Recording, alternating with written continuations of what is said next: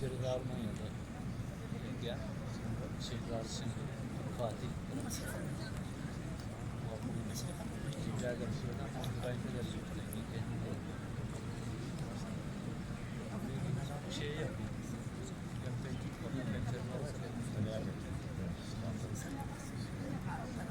İşte çok iyi. İşte çok sakin bir şey.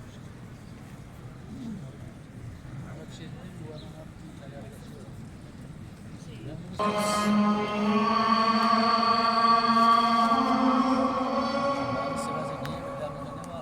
çok güzel ya. Bak daha önceki yıllara göre falan bizim yemekler çok güzel. Vallahi çok güzel. Benim ana kadar sabah kahvaltıda ne yersen öyle şimdi ben de yemeyeceğim. Öyle mi? Sana daha zorla kaliteli bakıyor daha rahat oluyorsun. Sadece fasulye varmış. Ekmek almadım. Sabahleyin ben hastadım ya. Sabahleyin ben bir yattım. İşte kendimi yiyorum. Ben devamlı yattım ya. Ben devamlı yattım ya. Hatta bugün baktım. Aha ben üzerine bir kalken dedim ya. Yatsız da gerçekten sana doğru insan. Sabahleyin ben bir taneye geldim. Akşam çok önemli oldu. Böyle aklılar bizi buradan çok sinir oldum. Adamlara böyle neredeyse var ya. Adamlara yemin bak böyle bir şey çarptım. O kadar sinir oldum. Ben dedim başımı beni almadım. Allah idare beni diye.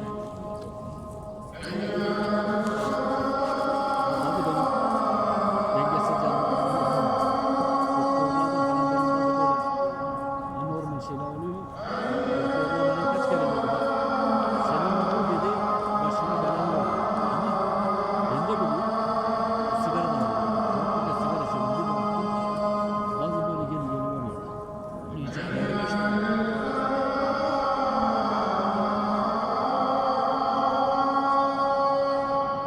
Sigara beni mahvetti.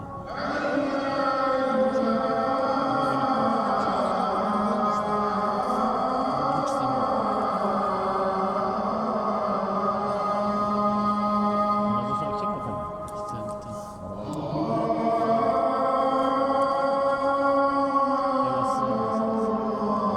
akşama da geldim. Asya'ya geldim. Çok farklıydı. Yakalayacağım demek yok.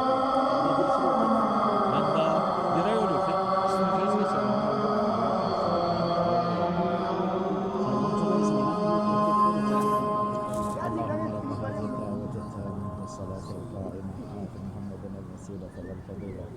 قد خرجت الرفيعة العالية والعرش مكانا محمودا الذي بعثه إنك لا تخلف الميعاد الحمد لله رب العالمين.